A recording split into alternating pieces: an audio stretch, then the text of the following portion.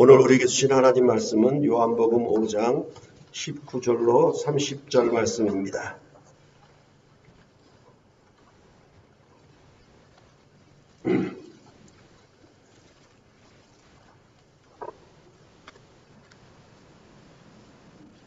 한 절씩 교대로 봉독해 올리겠습니다. 그러므로 예수께서 그들에게 이르시되 내가 진실로 진실로 너희에게 이르노니 아들이 아버지께서 하시는 일을 보지 않고는 아무것도 스스로 할 수 없나니 아버지께서 행하시는 그것을 아들도 그와 같이 행하느니라.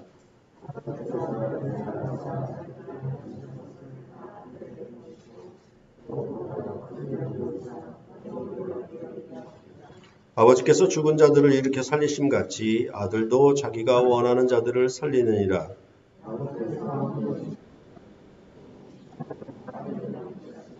이는 모든 사람으로 아버지를 공경하는 것 같이 아들을 공경하게 하려 하심이라.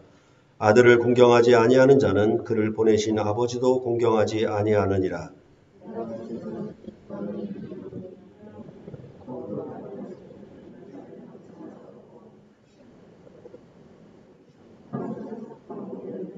진실로 진실로 너에게 이르노니 죽은 자들이 하나님의 아들의 음성을 들을 때가 오나니 곧 이때라.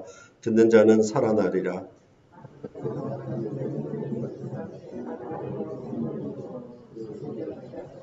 또 인자됨으로 말미암아 심판하는 권한을 주셨느니라.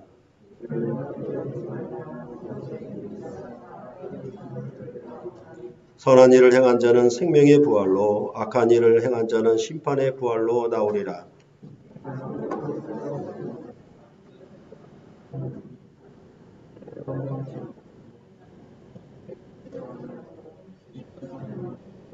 아멘.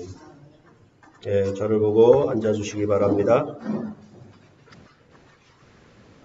아마도 요한복음을 계속 강의할 때마다 요한복음 20장 31절, 즉 요한복음을 기록한 목적을 우리는 계속 생각을 해야만 할 것입니다.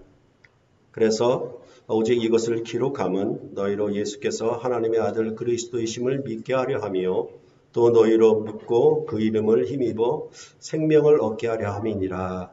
이 말씀을 늘 생각해야 되고 이런 기록 목적이기 때문에 요한복음 안에 나오는 모든 내용들, 모든 말씀들은 이 기록 목적에 맞추어져서 기록되고 있다는 사실을 우리가 다시 한번 생각을 하는 것이 좋겠습니다.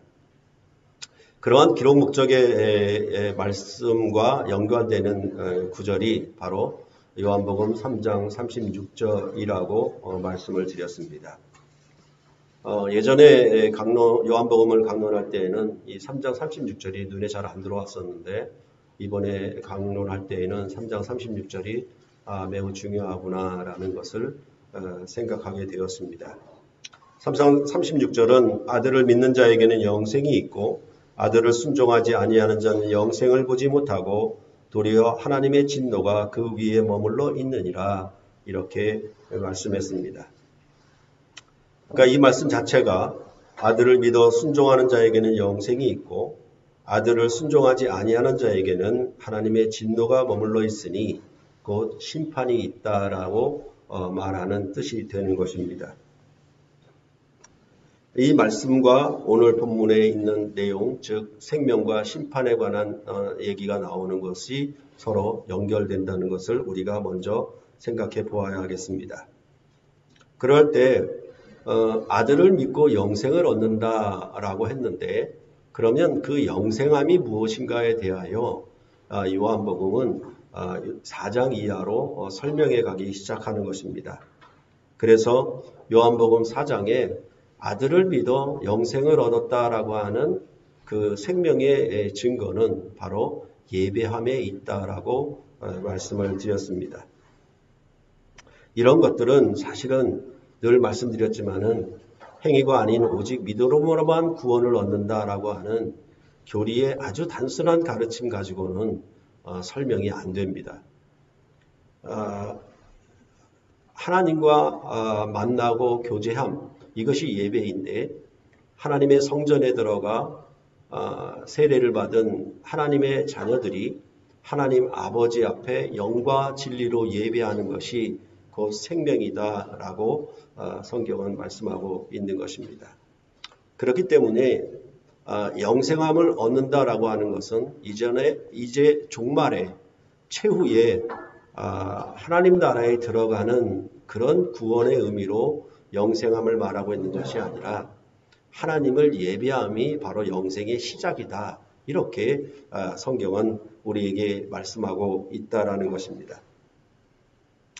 그래서 이것을 너희에게 영생이 있는 줄 알게 하려 하노라 라고 하는 것이 바로 요한일서의 전체적인 주제라고 할 수가 있겠는데, 이제 요한복음은 생명을 얻게 하려고 썼다라고 하면 요한일서는 그 생명이 무엇인지 그것을 알게 하려고 쓴 책이니까 이 요한복음과 요한일서는 서로 고린도전서, 고린도후서가 이렇게 서로 연계되는 것처럼 그런 관계를 갖고 있다라고 보시면 되겠습니다. 그랬을 때 요한복음의 이 영생의 얘기를 요한일서에서는 하나님과의 사귐. 근데 그 사귐이라는 것이 뭐냐 하면 하나님 아버지와 하나님의 아들 예수 그리스도와 더불어 사귐이라고 말씀하고 있습니다. 이것이 앞에 말씀드린 예배함이고 만남과 교제, 이것이 곧 생명이라고 말씀하는 것과 같습니다. 또한 단순히 이 영생함은 예배하는 것으로만 모든 조건이 만족되는 것은 아닙니다. 예배함으로 말미암아 사는 거룩한 삶, 여기까지가 전체적으로 영생이라고 할 수가 있는 것이겠죠. 하나님의 전에 들어가 하나님을 뵙고 하나님을 예배하는 거룩한 백성이 그들의 삶에서 어떻게 거룩한 백성으로 살아가는 것, 그것도 또한 생명이라고 할 수가 있는 것입니다. 그렇기 때문에 그러한 그 삶들에 대해서 성경은 뭐라고 얘기하냐면 안식일과 성소를 공경하는 삶이다라고 말해 주었습니다. 그랬을 때 안식일은 이스라엘의 3대 절기의 토대가 되는 날이기 때문에 이 안식일의 규례가 성전을 세울 때나 성전을 완공할 때나 모두 이 안식일 규례를 앞에다 뒤에다 기록하는 것이 성경의 일관적인 기록 방식입니다. 그렇기 때문에 이제 성전에 들어가 하나님을 예배한다라고 하는 것은 안식일을 토대로 또한 거기에 따른 3대 절기를 이스라엘 백성이 지킴으로 그들은 하나님과 더불어 사는 거룩한 그 생명을 이 안식일과 절기들을 지킴으로 그들은 살게 된 새 생명을 나타냈던 것입니다. 그렇기 때문에 요한복음 5장은 안식일을 핵심 주제로 전개가 되고 있는 것이고, 또한 요한복음은 공관복음서와 매우 다르게 이 절기를 아주 많이 거론하고 있습니다. 그러니까 거의 매 장마다 이 절기를 먼저 얘기하고 그 배경을 따라서 그 안에 일어나는 표적이나 내용들을 얘기하는 것이 요한복음의 주된 기록 방식입니다. 이런 부분들을 우리가 늘 생각해야 될 것이고, 그럴 때 요한복음 5장은 바로 이 안식일에 베데스다 연못가에 38년 된 병자를 고치신 표적, 그것을 말을 하고 있습니다. 그럴 때 예수님은 일어나 자리를 들고 걸어가라 라고 명령하셨고, 이 명령을 따라 순종함으로 이 38년 된 병자는 자리를 들고 일어나 걸어감으로 그 병이 나았다라고 말씀을 하고 있는 것입니다. 이것은 마치 두 번째 표적에서 나타났던 것처럼 왕의 신하가 자기 아들이 병들어 죽게 되었을 때 내 아들이 살아있다라는 말씀을 듣고 갈 때에 이 아들이 살아난 것과 같습니다. 즉 예수 그리스도의 음성, 예수 그리스도의 명령을 듣고 그 안에서 죽은 자가 일어나는 생명을 얻게 되었다라고 이렇게 말을 하고 있는 것입니다. 그런데 지난 시간에 말씀드렸던 것처럼 이 병자의 그 병 걸린 횟수가 자그마치 38년이라고 말씀을 드렸습니다. 그러니까 이것은 그냥 예사롭게 지나칠 만한 그런 간략하게 표현한 연수가 아니라 아주 상세하게 일부러 셀 정도로 아주 구체적인 38년의 숫자라고 말씀을 드렸습니다. 이것은 신명기가 말했던 것처럼 이스라엘 백성이 가데스 바네아에서 가나안 땅에 들어가기를 거역한 범죄, 그로 말미암아 38년 동안 광야에서 이스라엘 백성이 다 죽게 된 것, 이스라엘의 모든 군사들이 다 죽게 된 일들을 얘기하는 그것과 또한 맞추어져 있다라고 보고 있는 것입니다. 그러니까 단순히 어떤 병자를 치료했다라는 것보다도 이 병자가 갖고 있는 38년의 횟수가 무엇을 의미하는지 요한복음을 기록한 저자는 그것을 나타내고 있는 것입니다. 그러니까 단순히 병이 치료되었다, 병을 낫게 하셨다라고 하는 하나님의 아들의 놀라운 권세, 그것을 말하려고 하는 것이 아니라 이것은 뒤에 가게 되면 보라 내가 나았으니 다시는 죄를 범하지 말아라 라고 말씀하는 것과 가운데 나타났듯이 이 병치료는 곧 죄와 연관되어 있음을 말을 하고 있고 결국은 예수님이 이런 명령을 통해서 38년 된 병자를 고치신 것은 이스라엘 백성이 가데스 바네아에서 범죄함으로 가나안 땅에 들어가지 못했던 거역한 죄를 이제 새롭게 고치시는, 새롭게 하시는 그런 하나님의 아들로 명령하심을 말씀하고 있는 것입니다. 이런 가데스 바네아에서의 범죄는 결국에는 이스라엘 백성이 이스라엘 가나안 땅에 들어가서 하나님 앞에 범죄함으로 이방 땅에 포로가 되는 그런 심판을 당했던 그런 역사가 이 가운데 다 포함되어 있는 것입니다. 그렇게 해서 이전에 이스라엘 백성이 범했던 하나님 앞에 범죄를 용서하고 그들을 사하셔서 하나님은 다시는 죄를 범치 아니하는 죄사함의 권세 있는 하나님의 아들로 이 땅에 오셔서 그가 병자를 일으키셨다라고 이 요한복음 5장은 우리에게 말해 주었던 것입니다. 그럴 때 이 일로 말미암아 이날은 안식일이었고 안식일의 자리를 들고 걸어가는 것이 아무 일도 하지 말라는 안식일 규례에 어긋나는 것이었습니다. 그래서 유대인들은 이 예수님을 안식일을 범했다라고 지적했는데 이 안식일에 대해 예수님은 아버지께서 안식일에 이제까지 일하시니 나도 일한다라고 말씀하시므로 자기와 하나님 아버지를 동등으로 삼았습니다. 그 일에 대하여 유대인들은 이제 신성모독죄로 예수를 죽이려고 하게 되었다라고 지난 5장 18절까지 말씀을 하였던 것입니다. 그러면 그 하나님 아버지와 자기를 동등으로 삼으신 것이 어떻게 동등으로 삼으신 것인가에 대하여 지난 시간에 단순히 이것은 신성모독죄로 개략적으로 말할 것이 아니라 보다 더 구체적인 것은 하나님 아버지의 권한과 아들의 권한이 동등이다라는 것을 말하려 하는 것이다라고 지난 시간에 말씀을 드렸습니다. 그러니까 오늘은 오늘 본문에서는 바로 하나님 아버지와 아들이 동등한 권한을 가진 것이 어떤 동등한 권한을 가진 것인가에 대하여 이제 말해 나가기 시작하는 것입니다. 즉 5장 18절에 말씀한 것을 19절 이하에 풀고 있다라고 보시면은 여러분들이 잘 이해가 되실 것입니다. 그럴 때 그 19절 이하에 말씀하는 것 가운데 가장 대표적인 것은 19절 말씀을 보면 됩니다. 19절에 그러므로 예수께서 그들에게 이르시되 내가 진실로 진실로 너희에게 이르노니 아들이 아버지께서 하시는 일을 보지 않고는 아무것도 스스로 할 수 없나니 아버지께서 행하시는 그것을 아들도 그와 같이 행하느니라 라고 말씀을 하고 있습니다. 오늘 본문 가운데 하나님 아버지와 아들이 동등하다라고 하는 말에 대하여 19절과 30절에 그러니까 맨 앞과 맨 끝에서 동등한 표현을 같은 표현을 통해서 그 어떻게 동등한 것인지에 대하여 말을 하고 있는 것도 우리는 이 오늘 본문을 잘 보아야 하는 것입니다. 그래서 30절도 보면은 내가 아무것도 스스로 할 수 없노라 듣는 대로 심판하노니 이렇게 말씀하고 있는 것이 이제 19절과 또 같이 서로 대꾸가 되듯이 수미 쌍관으로 그렇게 붙어 있는 것을 볼 수가 있습니다. 여하튼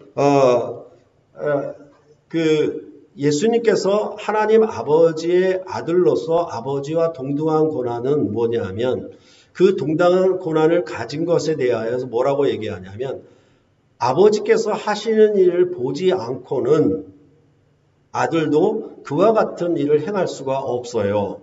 그러니까 우선은 뭐냐면 아버지께서 행하시는 일을 아들이 보았어요. 이렇게 말씀하고 있는 것입니다.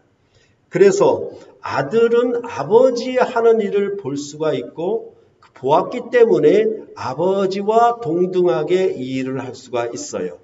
그는 스스로 자기 권세로 자기 일로 자기 말씀으로 하시는 분이 아니라 아버지께서 하시는 것을 그대로 답습하듯이 그는 아들이 상속자니까 아버지 일들을 하는 것을 보고 그대로 행하는 것, 자기 스스로 아무것도 할 수 있는 것이 아니라 아버지께서 행한 것을 그대로 행하는 아들이심을 19절에 말씀한 것입니다.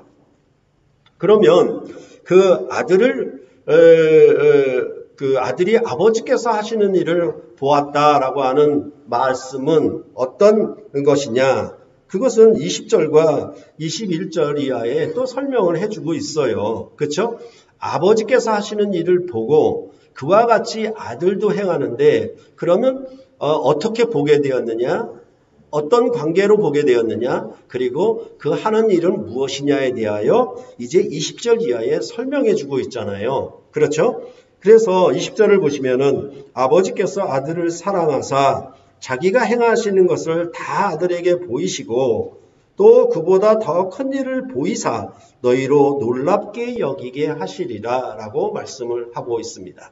그러니까 아버지와 아들의 관계는 사랑의 관계고, 그렇죠? 아버지는 아들에게 남김없이 모든 것을 다 알려주고 보이시는 분이에요. 그렇기 때문에 아들은 아버지가 하시는 일을 볼 수가 있었어요. 그런데 여기서 한 가지 더 나아가는 건 뭐냐면 더 큰 일을 보게 될 것이라고 말씀하고 있는 거예요. 그렇죠? 그러니까 이런 일들은 이제 뒤에 보면은 무슨 일이냐면은 21절에 아버지께서 죽은 자들을 일으켜 살리심 같이 아들도 자기가 원하는 자들을 살리느니라 하는 일이에요. 이게 일인데 그러면 아버지께서 하시는 일을 보았고 이보다 더 큰 일을 보리라 라고 하는 의미는 어떤 의미인가 라고 얘기할 때 우리는 앞에서 요한복음 서두에서 이미 이런 비슷한 내용의 얘기를 들은 적이 있습니다. 예수님께서 나다나엘에게 하신 말씀이 바로 그랬지요. 네가 무화과 나무에 있다 하는 것을 내가 말했는데 네가 믿느냐?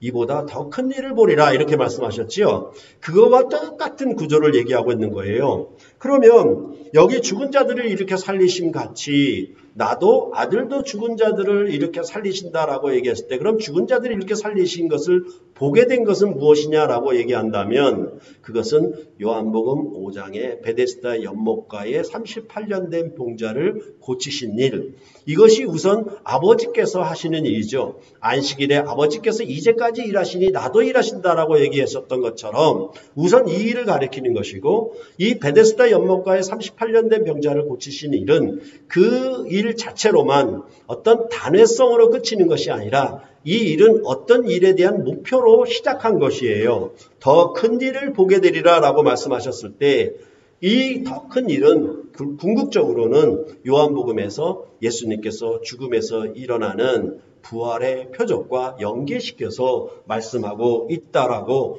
보시면 되겠습니다. 그러니까 이제 하나님 아버지께서 하시는 일이 뭐냐 하면 아들이 하나님 아버지가 하시는 일을 본 것이 뭐냐 하면 그것은 죽은 자들을 일으켜 살리심이다. 그리고 아들도 그와 같이 행한다라고 말씀하시므로 아버지와 아들이 동등한 권한을 가졌다라는 의미가 되는 것입니다. 이런 생명의 권한을 가졌을 뿐만 아니라 이제 22절에 말씀하는 것처럼 아버지께서 아무도 심판하지 아니하시고 심판을 다 아들에게 맡기셨으니 이렇게 말씀을 하고 있습니다. 즉 하나님 아버지의 권한이 심판의 권한인데 이 심판의 권한이 아들에게 맡겨졌다, 위임했다라고 말씀하시므로 하나님 아버지와 아들이 권한이 동등한 것은 바로 이 심판의 권한도 갖고 있기 때문에 동등하다라고 말씀을 하고 있는 것입니다. 그럴 때 우리가 좀 이상한 것은 뭐냐 하면 아버지께서 아무도 심판하지 아니하시고 아들에게 심판을 전적으로 맡기셨다는 것이에요.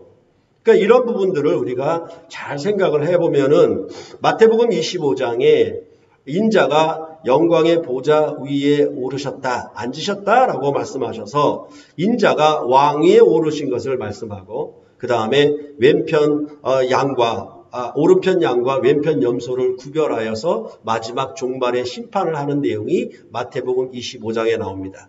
그때 뭐냐 하면 그 인자가 왕위에 올랐고 그 임금이 왼편에 있는 염소와 오른편에 있는 양을 구별할 것이다, 구분할 것이다 라고 심판을 얘기했을 때 바로 이 아들의 심판을 얘기를 하고 있습니다. 그러면 우리가 이상하게 생각해야 될 것은 뭐냐 하면 하나님 아버지께서 그 심판의 날을 정하는 것은 아들이 정하는 것이 아니에요. 그래서 마가복음에 우리가 보았던 것처럼 심판의 권한은 맡기셨어도 심판의 날을 결정하는 것은 아버지의 권한이에요. 그래서 우리가 그 마가복음 13장 32절에 말하는 것처럼 그러나 그날과 그때는 아무도 모르나니 하늘에 있는 천사들도 아들도 모르고 아버지만 아신다라고 말씀하신 것입니다. 그래서 궁극적으로 이 모든 심판권이 아들에게 위임되었다. 하나님 아버지가 가지신 권한을 아들도 동등하게 가졌다라고 말씀을 하고 있는 것입니다. 그러면 이렇게 하나님 아버지의 권한을 생명과 심판에 대한 권한을 동등하게 아들에게 위임하신 목적은 무엇인가? 그것에 대해서 이제 23절을 말씀하고 있는 것입니다. 이는 모든 사람으로 아버지를 공경하는 것 같이 아들을 공경하게 하려 하심이라. 아들을 공경하지 아니하는 자는 그를 보내신 아버지도 공경하지 아니하느니라 라고 말씀을 하고 있는 것입니다. 그러니까 아들을 공경함으로 아버지를 공경하게 하는 것입니다. 그리하여 이제 생명을 얻고 구원을 얻게 하는 그런 권한을 이 아들에게 위임하셨다라고 말씀을 하고 있는 것이죠.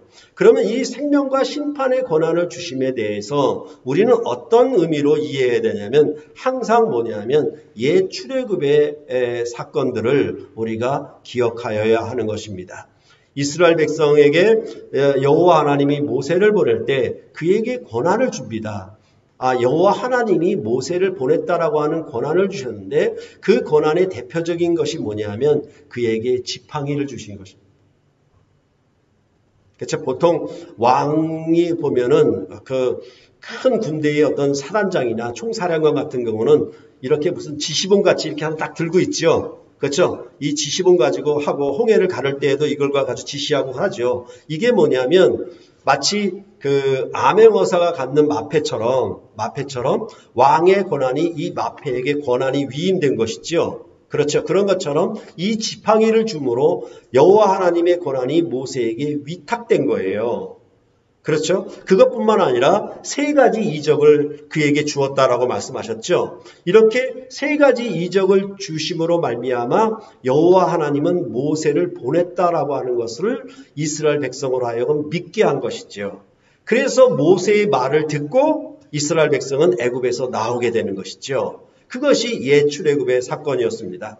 항상 이렇게 백성들의 구원은 왕이 가진 권능, 왕이 가진 권한을 따라서 그것을 믿고 나오게 되어 있는 것입니다. 그러니까 그런 의미를 생각하시면은 왜 지금 여기 생명과 심판의 권한을 아버지가 아들에게 동등하게 주셨는가? 그것을 얘기하는 의미가 무엇인가에 대하여 우리는 잘 알 수가 있습니다. 항상 모든 나라의 임금은 이러한 권능을 갖게 되어 있습니다. 그렇죠? 이러한 권능을 먼저 얘기를 하고 그것은 바로 이 왕을 공경하고 이 임금을 공경해서 그 왕이 주시는 구원에 참여토록 왕이 구원을 주시는 것에 얻을 수 있도록 그렇게 하려 하십니다. 라고 말씀을 하고 있는 것입니다. 그러니까 이스라엘 백성은 모세를 공경하게 되면 그를 보내신 여호와 하나님을 공경하게 되는 것이죠. 그렇죠? 그런 것처럼 이제 아들을 공경하면 이 아들을 보내신 아버지를 공경하게 되는 것이다. 라고 말씀을 하게 되는 것입니다. 그러니까 만약 이 모세를 공경하지 아니하면 모세의 말을 거역하면 그것은 곧 여호와 하나님을 거역하는 것이 되기 때문에 우리가 예를 들어 설명하자면 민수기에 나와 있는 고라의 자손 다단과 아비람과 온이 당을 짓고 모세와 아론을 거역한 얘기가 나옵니다. 그것은 바로 왜 여호와 하나님께서 너희만 높여서 이 총회 위에 너희를 세웠느냐? 우리도 레위 지파의 자손인데 우리도 될 수 있지 않느냐라고 하면서 하나님이 세우신 모세와 아론을 거역하게 되는 것이지요. 그 반역 사건을 통하여 하나님은 고라의 자손들을 땅이 갈라지게 해서 그들을 죽여버리시고 심판하시고 또한 이 다단과 아비람과 온과 당을 지었던 사람들을 비롯해서 그의 부족들을 하나님은 전염병이 돌게 해서 그들을 심판하셨다. 하나님의 진노로 그들에게 임하게 하셨다라고 민수기에서는 말해주고 있는 것입니다. 그것은 바로 모세와 아론을 거역하면 그것은 곧 여호와 하나님께 대한 반역이 되기 때문에 그런 것입니다. 그래서 아들을 공경하지 아니하는 것은 결국은 하나님 아버지를 공경하지 아니하는 것과 같게 된다라고 오늘 본문은 말해주고 있는 것입니다. 그렇다면 이제 이 생명과 심판의 권한을 가지신 하나님 아버지와 동등한 권한을 가지신 아들을 공경하는 것은 무엇이냐에 대하여 24절 이하의 말씀에 가고 있는 것입니다.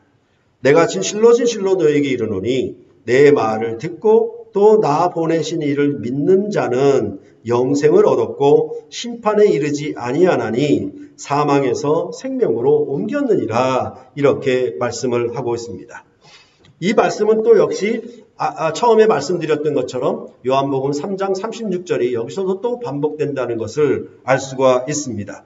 아들을 공경한다라고 하는 말, 아버지를 공경한다라고 하는 말은 뭐냐면 이 아들의 말을 듣고 또 나 보내신 이를 믿는 자라고 말씀을 할 수가 있는 것이지요. 이제 그런 자에게 영생을 얻었고 심판에 이르지 아니하나니 사망에서 생명으로 옮겼다 이렇게 말씀을 하고 있습니다. 이런 말씀 한 구절 한 구절들이 전부 뭐냐면 출애굽을 배경으로 옛 구속 역사를 배경으로 우리가 항상 이해를 해야 되는 거예요. 그렇죠? 그럴 때 여기 영생을 얻었다라고 하는 말은 지금 얻었다는 것입니다. 이 다음에 나중 천당 가서 영생을 얻는다는 말이 아니라 여기서는 지금 얻었다라는 거예요. 즉 내 말을 듣고 나를 보내신 이를 믿는 자는 그것은 아들을 공경하고 아버지를 공경함인데 그것으로 말미암아 영생을 이미 지금 얻었다라고 말씀하고 이 영생함은 뭐다? 이제 심판에 이르지 아니하게 되는 그런 생명의 구원이다라고 24절은 말해주고 있습니다. 그래서 여러분들에게 주목시켜야 할 단어가 뭐냐 하면 옮겼다라는 말입니다. 그래서 여러분에게 이스라엘 백성의 구원을 설명할 때 가나안 땅에서 애굽 땅에서 가나안 땅으로 이사가는 것이라고 말씀을 드렸지요. 그래서 흑암의 권세에서 사랑의 아들의 나라로 옮겼다 이렇게 골로새서가 말을 하는 것과 같이 이 옮겼다라는 것은 이주했다, 이사갔다라는 의미고 그런 의미는 어떤 의미냐면 출애굽의 구원을 바탕으로 하는 말입니다. 그래서 이제는 사망에서 생명으로 옮겼다라는 이 아들을 믿는 자에게 영생을 얻었는데 그 영생은 뭐냐? 심판에 이르지 아니하고 사망에서 생명으로 옮긴 구원이다. 이렇게 말씀을 하고 있는 것이 바로 24절인 것입니다. 그러면 이 아들의 말을 듣고 나 보내신 이를 믿는다라고 하는 것은 어떻게 말을 듣고 믿는 것이냐에 대하여 25절에서 설명하고 있습니다. 진실로 너에게 이르노니 죽은 자들이 하나님의 아들의 음성을 들을 때가 오나니 곧 이때라 듣는 자는 살아나리라 이렇게 말씀을 하고 있는 것입니다. 죽은 자들이 하나님의 아들의 음성을 들을 때 이것은 에스겔서 37장에 마른 뼈가 살아나는 그 사건을 배경으로 하는 말씀인 것입니다. 그럴 때 37장 11절로부터 14절에 보면은 이렇게 말씀하고 있습니다. 또 내게 이르시되 인자야 이 뼈들은 이스라엘 온 족속이라 그들이 이르기를 우리의 뼈들이 말랐고 우리의 소망이 없어졌으니 우리는 다 멸절되었다 하느니라. 그러므로 너는 대언하여 그들에게 이르기를 주 여호와께서 이리같이 말씀하시기를 내 백성들아 내가 너희 무덤을 열고 너희로 거기에서 나오게 하고 이스라엘 땅으로 들어가게 하리라. 내 백성들아 내가 너희 무덤을 열고 너희로 거기에서 나오게 한즉 너희는 내가 여호와인 줄 알리라. 내가 또 내 영을 너희 속에 두어 너희가 살아나게 하고 내가 또 너희를 너희 고국 땅에 두리니 나 여호와가 이 일을 말하고 이룬 줄을 너희가 알리라. 여호와의 말씀이니라 라고 말씀하고 있습니다. 그러니까 이 마른 뼈들을 살아나게 했는데 사실은 뭐냐면 그 마른 뼈들에게 생기가 없어요. 그러니까 인자가 다시 대언하여서 말씀하기를 생기야 들어가라 하니까 비로소 이 마른 뼈들이 살아있게 되었는데 그 살아있는 것도 뭐라고 얘기하냐면 그냥 죽었다가 살아났다, 마른 뼈가 살아났다, 놀라운 일이 이렇게 얘기하는 것이 아니라 하나님의 군대가 되었다라고 말씀하고 있습니다. 이 표현들을 우리가 잘 주목해야 돼요. 이스라엘 백성이 애굽에서 나올 때도 6월절에 여호와의 군대가 나왔다라고 말씀하고 있지요.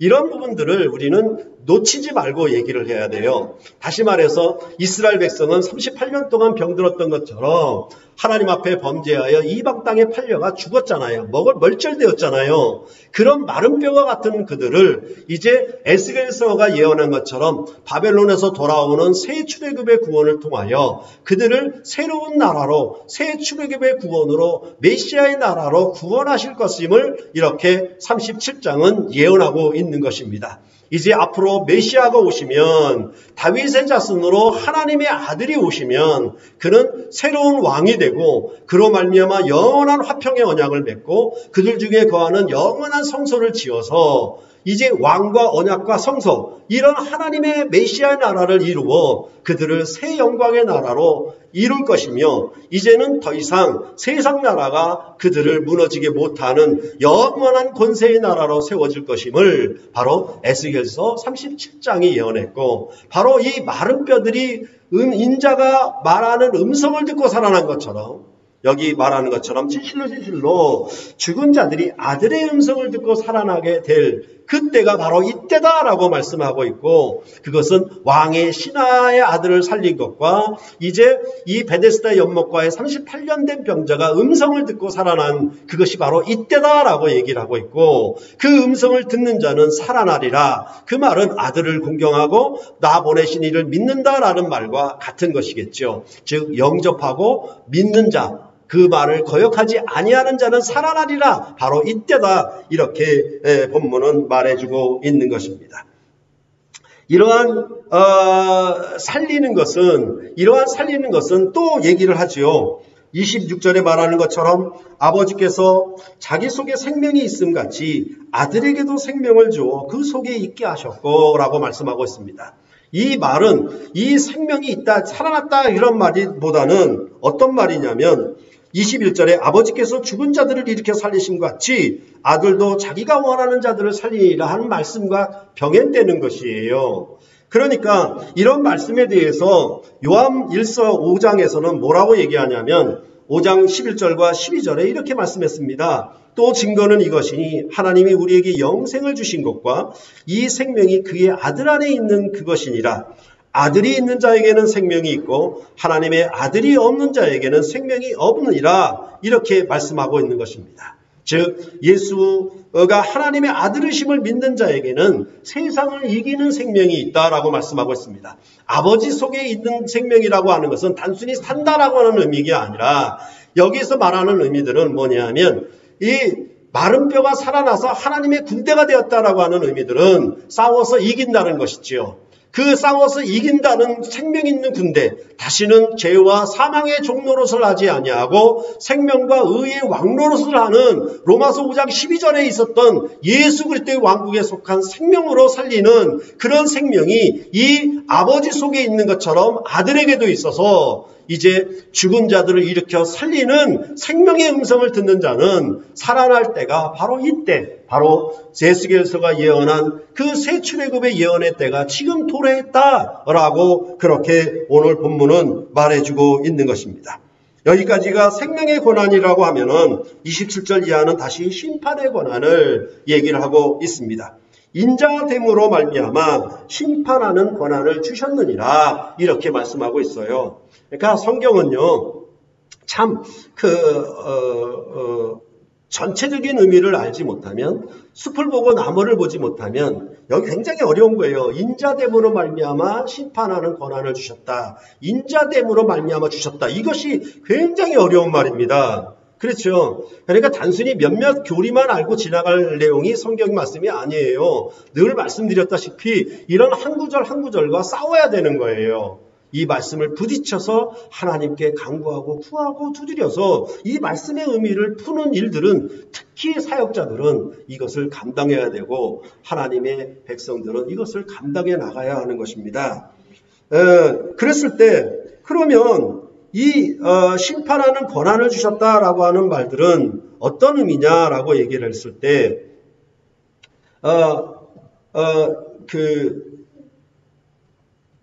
이를테면은 이제 지금 아들을 믿는 자는 영생을 얻었잖아요. 이런 의미는 뭐냐 하면 이제 모세의 말을 듣고 6월절에 이스라엘 백성은 자기 집에 피를 뿌리어서 6월절 재앙이 넘어가도록 했지요. 그러니까 이스라엘 집 안에 있는 사람들은 어린 양의 고기에 참여하여 먹음으로 새로운 생명의 잔치를 벌였죠. 그러나 이스라엘 집 밖에 있는 애굽 전역은 하나님의 심판이 임하여서 재앙이 임했잖아요. 그러니까 이런 생명과 심판이 동시에 말을 듣고 안 듣냐에 따라서 존재했잖아요. 근데 이것으로만 끝난 것이 아니죠. 6월절은 이스라엘 백성의 구원의 시작이고 출발이죠. 그것의 목표는 어디 있냐면 가나안 땅이 목표잖아요. 가나안 땅까지 들어가야 하는 그것으로 이스라엘 백성이 6월절에 나온 그 시작이 완성이 되는 것이겠지요. 이런 전 과정이 바로 하나님이 심판에 이르지 아니하는 새 생명의 새 출애굽의 구원을 말씀하는 방식이라는 것입니다. 그렇게 얘기할 때 여기 인자됨으로 주신 심판의 권한도 결국은 뭐냐 하면은 이것도 다니엘서 7장 13절과 14절의 성취로 말씀하고 있는 거예요. 거기 보면은 내가 또 밤 환상 중에 보니 인자 같은 이가 하늘 구름을 타고 와서 옛적부터 항상 계신 이에게 나아가 그 앞으로 인도되매 그에게 권세와 영광과 나라를 주고 모든 백성과 나라들과 다른 언어를 말하는 모든 자들이 그를 섬기게 하였으니 그의 권세는 소멸되지 아니하는 영원한 권세요 그의 나라는 멸망하지 아니할 것이니라 이렇게 말씀하고 있는 것입니다. 그러니까 옛적부터 계신 이에게 인자가 와서 그 앞에 인도가서 권세와 영광과 나라를 위임받았어요. 이어받았다는 얘기지요. 그랬을 때 이 인자가 받은 권세는 이 나라는 이 영광의 나라는 어떤 권세냐면은 이제 다니엘서가 예언할 때 앞으로 네 짐승의 나라가 오는데 네 짐승의 강대국들이 오는데 이 강대국들을 쳐서 부수는 그런 인자의 권세와 영광의 나라가 임하게 될 것임을 다니엘서는 예언하고 있는 것이죠. 그 네 제국의 마지막 제국이 어디냐면 로마 제국이었지요. 이러한 권세, 즉 세상 나라를 이기는 인자가 권세 있는 나라를 이어받게 될 것이라고 말씀할 때 그때 인자라고 말씀을 하고 있는 것이에요. 그러니까 아들을 믿는 자 이렇게 얘기했을 때는 하나님의 아들을 가리키는 것 같았었는데 인자를 얘기할 때는 인자라는 의미가 뭐냐 하면 사람의 아들이에요. 이 두 가지가 항상 같이 나와요. 어느 때는 하나님의 아들, 어떨 때는 인자, 사람의 아들을 얘기를 하는 방식으로 나오고 있습니다. 그럴 때 그러면 왜 인자됨으로 말미암아 그에게 심판하는 권한을 주셨다고 하시는가? 그 점에 대해서 항상 우리는 생각을 해야 됩니다. 예수님은 사람의 아들로 육신을 입어 이 땅에 오셨고 그는 사람의 아들로서 하나님 아버지의 뜻을 순종함으로 다 이루셨다라고 말씀을 하고 있는 것입니다. 그가 받으신 고난과 죽음에 이르도록 그는 아버지를 믿고 신뢰함으로 순종하셨다라고 말씀하고 있습니다. 예수님은 사람의 모양으로 오셨습니다. 그리고 사람이 당하는 고난과 죽음을 그가 맛보셨다라고 말씀하고 있습니다. 그는 단순히 금수저 출신만이 아니에요. 그는 분명히 금수저인데 흙수저로 오셨어요. 이렇게 말씀하고 있는 거예요. 성경이. 그렇게 말씀할 때 그는 편히 앉아서 금수저로서 그냥 이 재벌 기업을 이어받았다, 이렇게 상속받았다라고 말씀하는 것이 아니라 이 모든 권한은 그가 인자됨이 되지 아니하면 그는 이 고난을 이어받을 수가 없는 것이에요. 그렇게 말씀하는 것입니다. 그러니까 그는 편하게 앉아서 하나님 아버지의 왕의 권한을 그는 단순히 물려받은 자가 아니에요. 그는 인자되고 사람의 모양으로 종의 형체로 낮아져서 우리 가운데 오셔서 거하셨는데 그것은 사람이 당하는 그런 고난과 죽음을 맛보셨다라고 말씀합니다.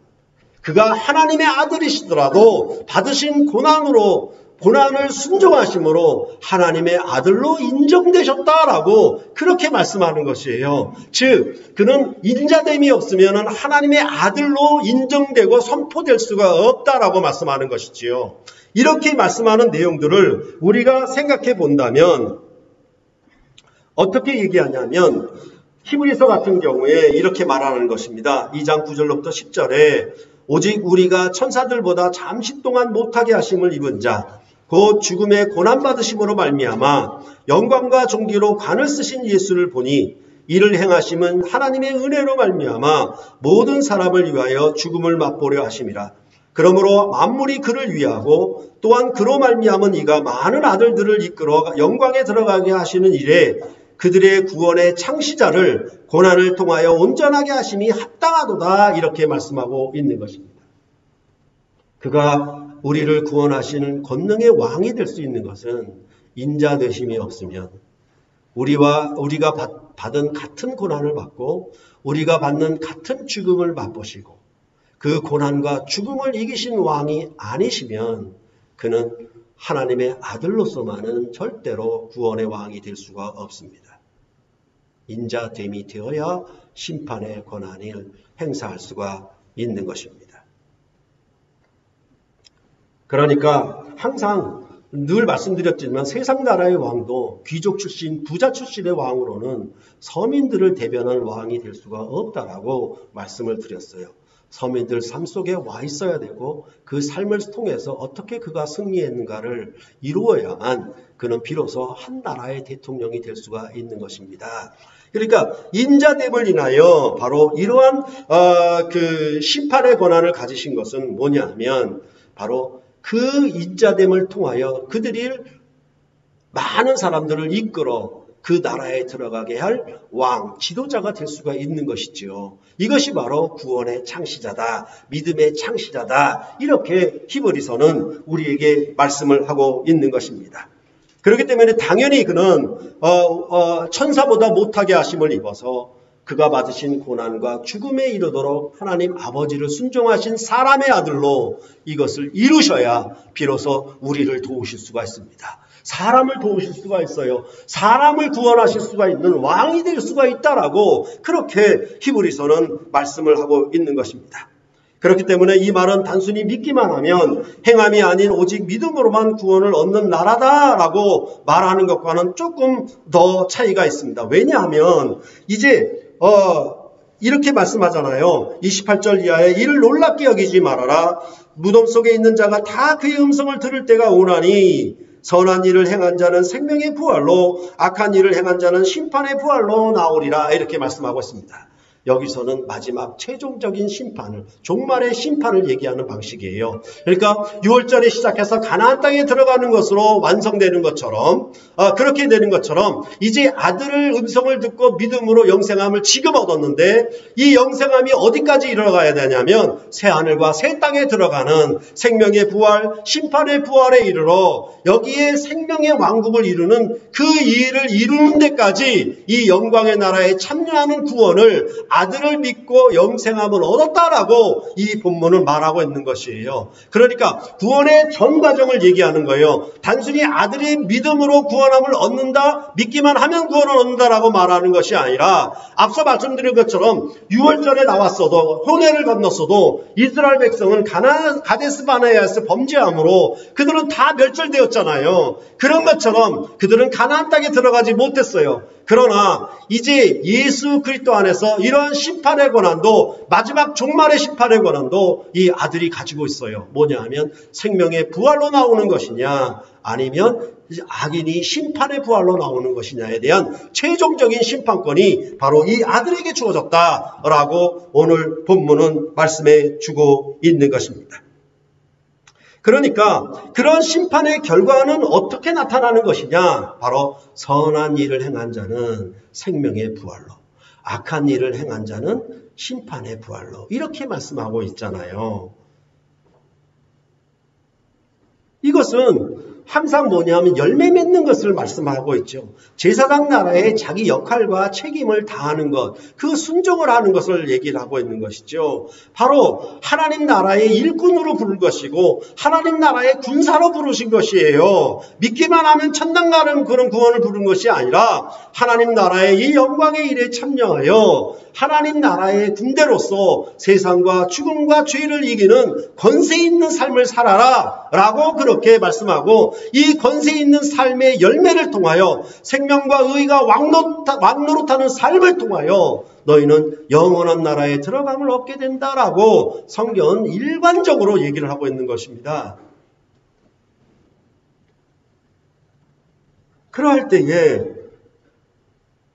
성령을 주셨다라고 이렇게 말씀하시는 것은 결국은 뭐냐 하면 마른 뼈에 생기가 들어가 살아있는 하나님의 군대가 되겠다라는 말씀과 연관이 되고 있는 거예요. 그러니까 사실은 예수께서 죽고 부활하시기 전에 성령이 아직 그들에게, 제자들에게 임하지 아니하였을 때에는 그들은 죽음의 권세 앞에서 지고 말았습니다.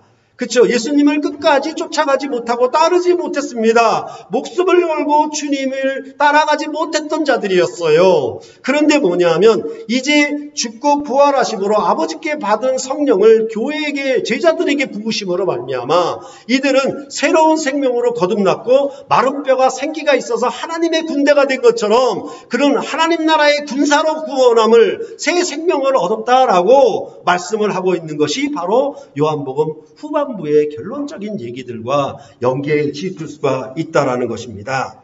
그러니까 이 일은 바로 하나님께서 성령을 부으셔서 이제 우리로 하나님 앞에 산자가 되게 하셨고 하나님의 자녀가 되는 권세 있는 구원을 주셨다. 영접하는 자, 곧 그 이름을 믿는 자들에게는 하나님의 자녀가 되는 것, 그렇게 얘기하는 거 아니에요. 하나님의 자녀가 되는 권세를 주셨다. 이렇게 말씀하는 요한복음의 말씀을 우리는 깊이 되새겨야 하는 것이에요. 다시 말해서 이 아버지와 아들이 동등한 권한을 주셨다, 동등한 권한을 가지셨다라고 하는 얘기는 결국은 여러분과 저를 위한 얘기예요.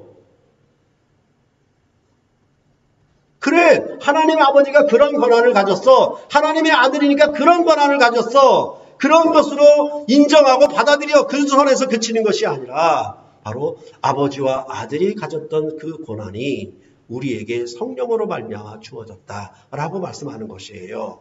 그러니까 사도행전 1장 8절에 말한 것처럼 성령이 너에게 임하시면 너희가 권능을 받고, 이렇게 말씀하는 것이에요. 그러니까 이런 부분들이 바로 하나님 아버지와 아들이 하나인 것처럼 너와 내가 하나가 되고 하나님 아버지와 너희가 우리가 다 하나가 된다라고 하는 요한복음의 말씀은 바로 이러한 권세가, 이러한 권한이 함께 주어졌다라고 말씀하고 있는 것입니다. 그래서 성령 안에서 이러한 권능이 임하는 것을 뭐라고 얘기하냐면 베드로에게 말씀하는 것처럼 너희에게 천국 열쇠를 준다라고 말씀하는 거예요.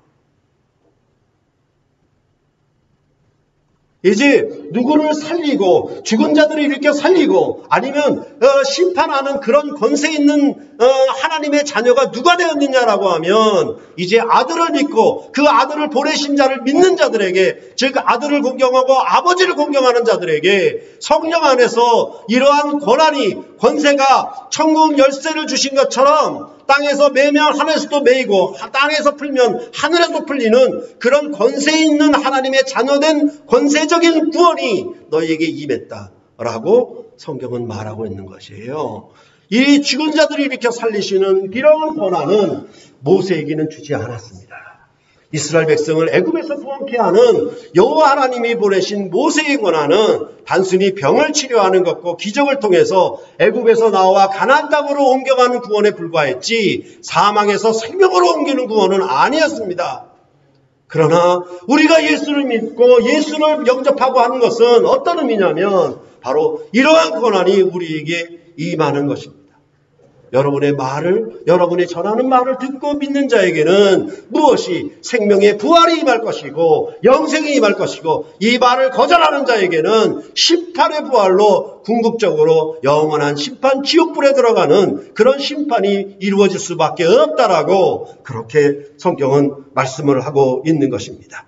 이것은 단순히 우리가 살았다, 나 개인이 살았다, 나는 구원을 얻었다 라고 하는 그것에 그치는 것이 아니라 우리는 하나님 나라의 일에 참여하여서 아버지와 아들이 가졌던 동등한 권한을 성령 안에서 우리에게 주심으로 말미암아 우리도 이 생명의 말씀을 전함으로 흑암에 거하는 자들을 살리는 그런 권세 있는 하나님의 자녀로 사는 그런 놀라운 특권의 구원이 우리에게 제사장 나라로, 왕같은 제사장 나라로 임했다라고 바로 신약은 우리의 구원을 이렇게 선포하고 있는 것이에요. 그러니까 요한복음 17장 20절과 21절에 내가 비옵는 것은 이 사람들만 위함이 아니요 또 그들의 말로 말미암아 나를 믿는 사람들도 위함이니 아버지요 아버지께서 내 안에 내가 아버지 안에 있는 것 같이 그들도 다 하나가 되어 우리 안에 있게 하사 세상으로 아버지께서 나를 보내신 것을 믿게 하옵소서 이렇게 말씀하고 있는 것입니다. 여러분은 여러분의 인생이 아니에요. 하나님 아들, 하나님 자녀로서의 인생으로 탈바꿈한 것입니다. 여러분을 통해서, 여러분의 말을 통해서, 여러분의 일을 통해서 하나님은 만백성을 구원하시는 그런 제사장 나라로 세웠다라고 본문은 말씀하고 있는 것이에요. 그렇기 때문에 이제 우리를 구원하심은 그냥 믿기만 하면 천당 가라는 부르심이 아니라 주님의 선한 일에 참여하여 선한 열매를 맺는 생명과 심판의 권한이 여러분에게 주어졌다. 이렇게 말씀하고 있는 것입니다. 그것이 바로 성령, 보혜사 성령을 보내심이다. 이렇게 말씀을 하고 있는 것이죠. 그래서 이 생명의 권세를 죄를 이기고 세상을 이기는 이 생명의 권세를 허물과 죄로 죽었던 우리를 살리셔서 이제 뭇사람들을 믿지 아니한 자들을 구원케 하는 이제 생명의 권한과 심판의 권한을 가진 자들로 마지막 구원 역사에 여러분들을 세우셨다. 부르셨다. 하나님의 군사로 이렇게 말씀을 하고 있는 것입니다. 그렇기 때문에 사실은 뭐냐면 우리가 죄와 사망에 거하고 죄와 사망의 종로를 타고 그런 삶을 반복하면서 산다라고 하는 것은 실제로 무엇이냐? 요한일서가 말할 때에는 거짓말하는 자들이다. 예수 그리스도의 역사도 부인하는 것이고 성령 주심도 부인하는 것이다. 이렇게 말씀하고 있는 것이에요. 우리 안에 이러한 하나님의 자녀로서 받는 생명과 심판의 권세를 우리가 우리에게 이 비천하고 모자른 이방인과 같이 죄로 허물과 죽어 있었던 우리들에게 하나님은 그 권한을 부여하신 것이에요. 여러분의 삶이 여러분의 일생을 영화롭게 성공하게 출세하는 그것으로 그치는 것이 아니라 여러분들이 선한 일을 통하여 생명의 부활에 이르는 그런 심판에 이르지 아니하고 영원한 나라의 새하늘과 새 땅에 들어가는 구원의 일을 여러분이 그 음성을 들음으로 아들의 음성을 들음으로 말미암아 여러분들은 영생이 시작됐고 이 영생의 구원을 완성하는 일에 선한 일을 행함으로 여러분들은 참여하게 되는 거예요. 그럴 때 여러분들은 개인의 이익과 개인의 어떤 부요함, 땅의 부자가 되기 위해서 전하는 것이 아니라 얻는 것이 없음에도 불구하고 이 복음을 전함으로 흑암에 거하는 백성들을 살리는 일에 내 마음이 동하고 내 삶이 움직이고 내 일을 그를 위한 목적으로 살게 되는 새로운 목표와 새로운 삶의 이정표를 정하여 살아가는 삶이 여러분 안에 시작된 것이고 그로 말미암아 여러분들은 이 세상을 구원하게 되는 놀라운 하나님의 자녀로서의 역할을 하게 되는 것입니다. 그럴 때 여러분의 이 구원이 여러분의 하나님의 자녀됨이 참으로 영광스럽고 종기와 관으로 그 영광과 종기로 관을 쓴 것을 배우니 라고 말했던 것처럼 여러분이 비록 인자로 사람의 아들로 이 육신의 고난과 죽음까지도 맛보면서 살아가되 이런 고난과 죽음까지 이르러서도 하나님을 끝까지 순종한 아들의 영이 여러분에게 임함으로 말미암아 여러분도 이제 죄와 사망을 이기는 권세 있는 삶을 살아가게 되었다라고 말씀하고 있고 그 증거는 사도행전에 나타난 사도들의 증거를 통해서 우리에게 보여주고 있는 것입니다. 만약 예수 그리스도와 사도들을 따르는 삶이 아니라면 그것은 전부 거짓말하는 것입니다. 이런 점에 대하여 우리가 항상 생각해야 될 것이고 선하는 일을 통해서 여러분의 구원이 여러분의 영생이 생명의 부활로 이루어지시기를 간절히 바랍니다. 기도하시겠습니다.